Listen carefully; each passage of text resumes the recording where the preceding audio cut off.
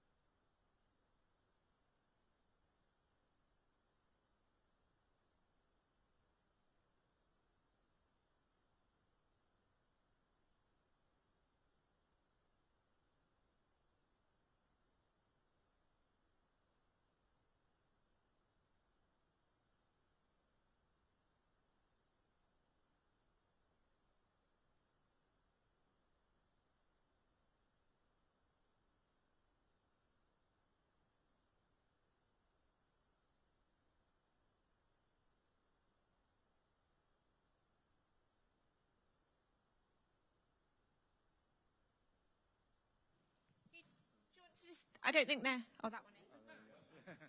Hello? Yeah, perfect, thanks. And that one.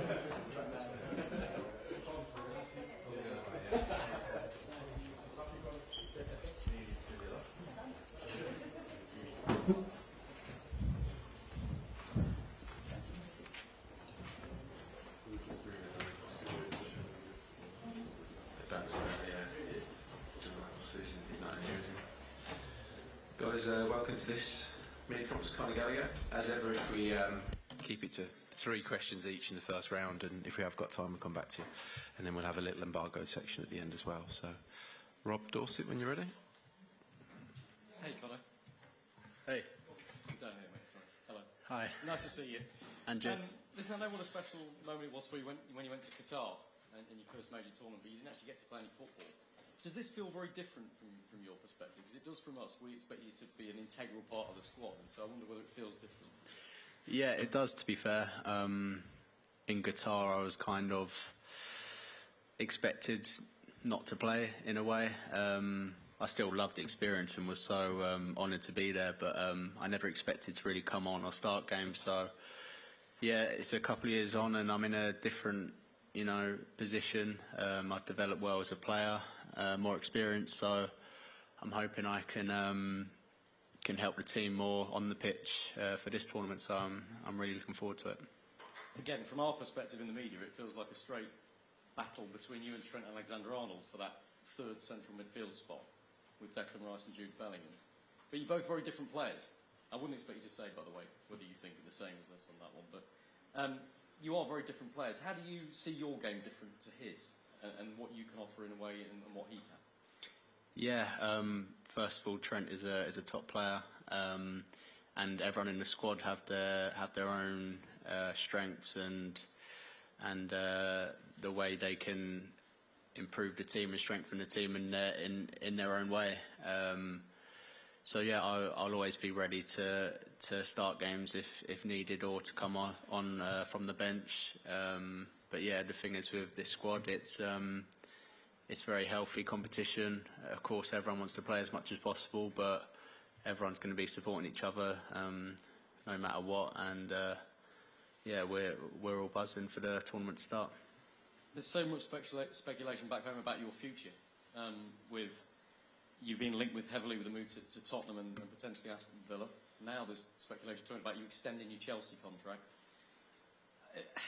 How distracting is that? Because you are a human being, and when your future's up in the air, you're away with England. You want to focus on a major tournament, and yet that must be at the back of your mind. Yeah, well, you said it. I've just been focusing on England, and this is the most important thing right now for me, for the country, and yeah, I just want to start the tournament now. Well done, mate. Cheers. Hi, Conor. You've Hi. been captain quite a lot for Chelsea this season. I know you have the experience of Qatar, but do you think having that leadership role, you'll be able to bring that into the England side this time? Yeah, definitely. I think I've come a long way this season. I give a lot of credit to Pochettino and what he's done for me. Gave me a responsibility and trust at Chelsea, and yeah, I think, like I said, it puts me in a better position to be a bigger part of the squad for this tournament, and yeah, I'm going to do everything I can to help the team as much as possible. As well as in centre midfield, there's been lots of debate about who will start at centre-back, and someone who looks likely to play there is someone you know well in Mark Gahey. You've played with him in the academy at Crystal Palace and for England. So if he does start, how do you think he'll deal with the pressure of playing in a major tournament? I think he'll be brilliant if he does. He's a top guy and a top player, and yeah, I couldn't be happier if he managed to start some games this tournament. He's been brilliant for Crystal Palace and for England when he's played, so he's more than ready to play for sure. Just on him again, how would you describe him as a player, and how have you seen him change over the years? He's very professional, very hard-working, a great leader as well. But yeah, I think he's got everything you need to be a top defender. Yeah. Hi, Conor. Can Hey. you just sum up what the season's been like for you? Because there's been so much noise around Chelsea all year, the highs and the lows, there's just, the guys have said, speculation about your future, but your form's been just consistent all the way through, and now obviously you're here with England. I mean, can you just sum up the last year and what it's been like? Yeah, I've really enjoyed it. When I'm playing football, I'm happy, and I've been playing on a consistent basis this season. So I've just wanted to work as hard as possible to help Chelsea as much as I can, and England when I've played. So yeah, I'll say again, a lot of credit to Pochettino for giving me that opportunity to show Chelsea what I could do in the last season. So hopefully can still room for improvement. What was your reaction to the manager leaving Chelsea? Of course, like I said, he's done so much for me. So I was sad for him and the coaching staff, but really excited about the new manager coming in, and myself and everyone at Chelsea are really excited to work with him. From the way you're talking there as well, I mean, obviously you say you're focused on the Euros at the moment, but do you see yourself at Chelsea next season? Is that in your mind? Well, I'm a Chelsea player right now, and like I said, I'm just thinking about England and the tournament. Hi Conor, lovely to see you. And you? In terms of the partnership in centre midfield, everyone's talking about who's going to be alongside Declan Rice in particular. That performance that you gave against Bosnia, our commentary team were raving, and I spoke to Gareth Southgate afterwards and suggested it was maybe your most assured performance in an England shirt. Do you feel that? I believe so, yeah. The manager actually said that to me this morning as well. So yeah, it's really positive. It's always a big occasion playing for England. You want to impress, and you want to just do as best you can to impress the manager and the country, and give yourself a better chance of playing in the next games. But yeah, I kind of just stayed calm and kept it quite simple, and I managed to put in a good performance. It was a good performance. Why do you think you should be starting against Serbia on Sunday? What attributes do you have that are different to your, not rivals, teammates, but two teammates? Yeah. Well, I'll always give my best for the team, on and off the ball. I work as hard as possible. I'm a good team player. But yeah, I'm willing to do whatever the manager wants me to do. If it's starting a game, if it's coming off from the bench, if it's watching from the crowd, I'll be happy and do the best job I can. And sorry to bring it back to your future again, but how difficult is it coming into a major tournament with a bit of uncertainty surrounding you? It's not difficult. I'm in a very privileged position to play for England and be at a tournament like this, and I couldn't be happier with the situation I'm in.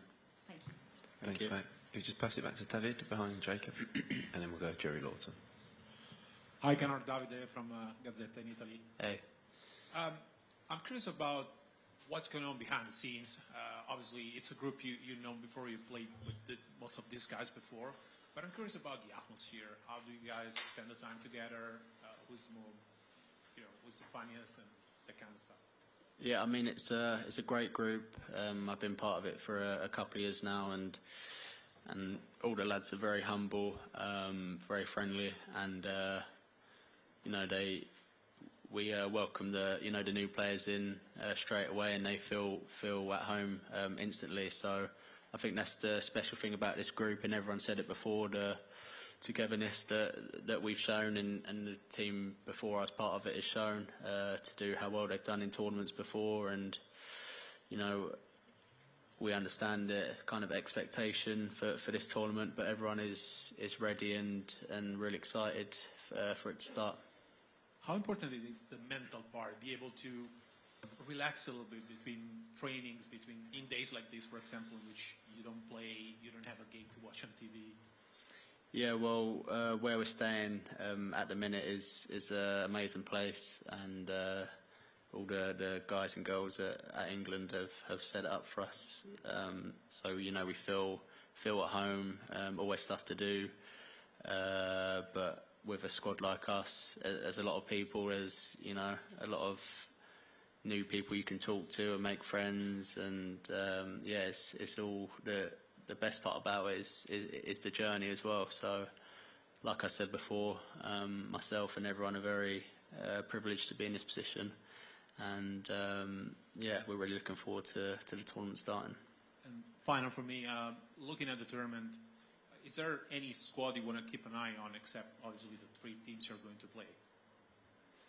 Well, we've got to look at the group right now, take it game by game.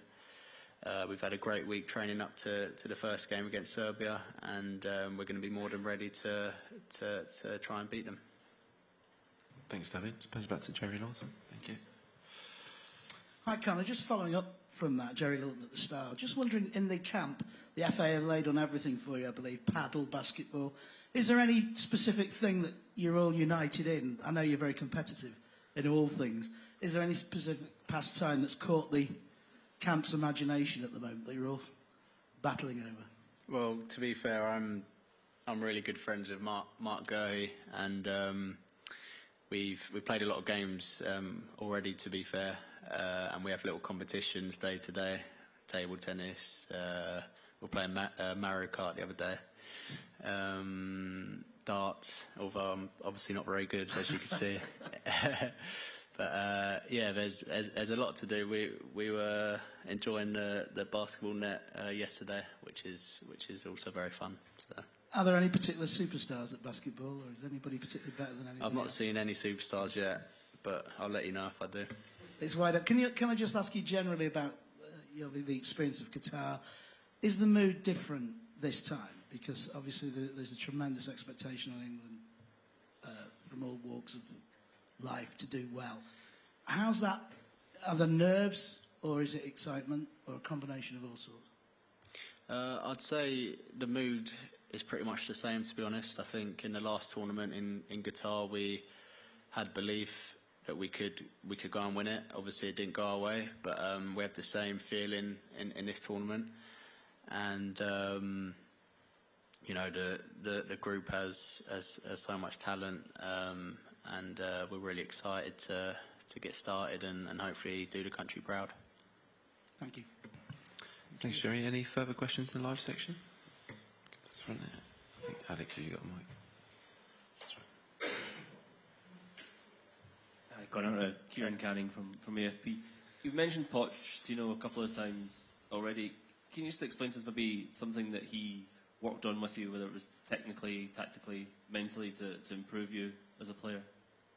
Yeah, he just showed his belief and trust in me, which is all a player wants, to be honest. If a manager shows you a bit of love, it makes you play better.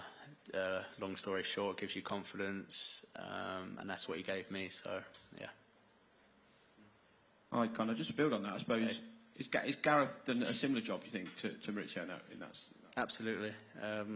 He's been brilliant with everyone, and that's one of the reasons why he's a great manager is how he makes every player fills them with confidence, and yeah, he's certainly done that with me. I was just looking at some of the quotes when he picked you for Qatar, and he said he liked you because you're a scurrier. I just wondered what you thought about you scurrying around the pitch. I wondered if that is the term you'd ever come across, or anyone had ever said that to you before.